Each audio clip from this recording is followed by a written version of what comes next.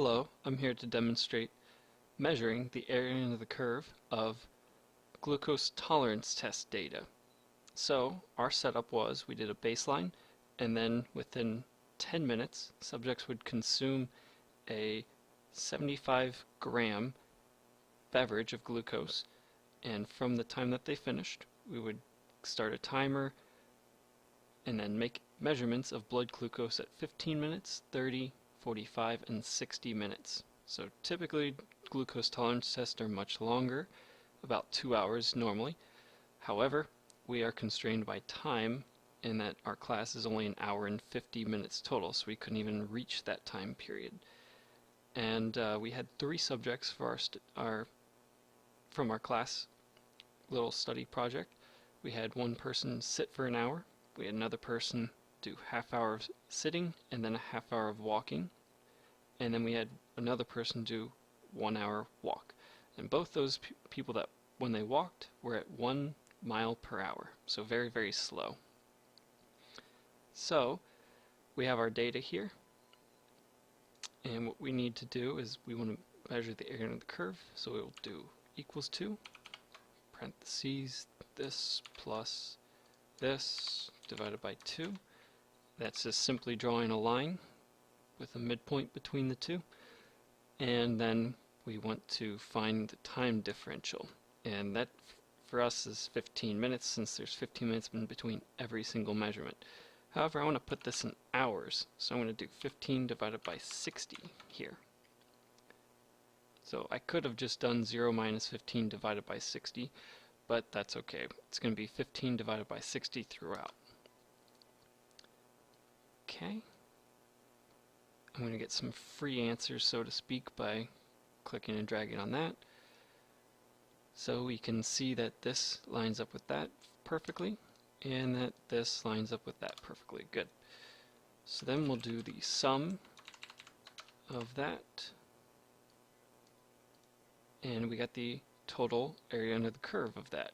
So the 1 hour sit had a much higher peak, as we can see here, and 1.5 hour walk had a much lower peak comparatively, and the 1 hour walk, half hour sit had a much lower peak than the 1 hour sit, and then the 1 hour walk had a lower peak overall. So what if we wanted to do the relative? Now relative is all relative to each person's baseline. So to do that, what we're going to have to do is take their baseline and minus every single measure by their baseline. So I'm going to do a little trick here,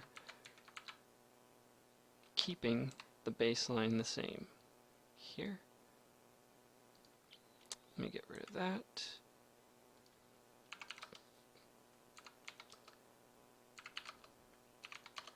There we go. Okay. So that we can see 188 minus 87 is definitely that, so on and so forth. And then we need to do it for this one, equals to this minus that.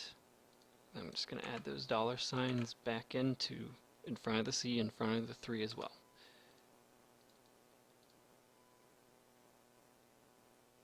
So yeah, 102 minus 129 is definitely 27, so forth, equals to this minus that. Add the dollar sign back in. Alright. Now typically a lot of people don't, when you get a negative number, don't keep it in there, they throw those away. We're not going to worry about that, because otherwise it can be hard to write that for yourself. Writing if-then statements in Excel is not fun all the time. Alright, so we can then copy this and paste it here. We just want to double check that this matches up. Yes, that matches up perfectly. Alright. And then again, get some free answers. Equals to sum that. Alright. So this looks much different now. Well, not too different, but we can see the disparity is much wider when we look at it versus people's baselines, because each person has a different baseline. So this person had 87 and then went up all the way to 188. This person was at 102 and only went to 129. This person was at 92 and 109. These people were supposed to be at a fasting level.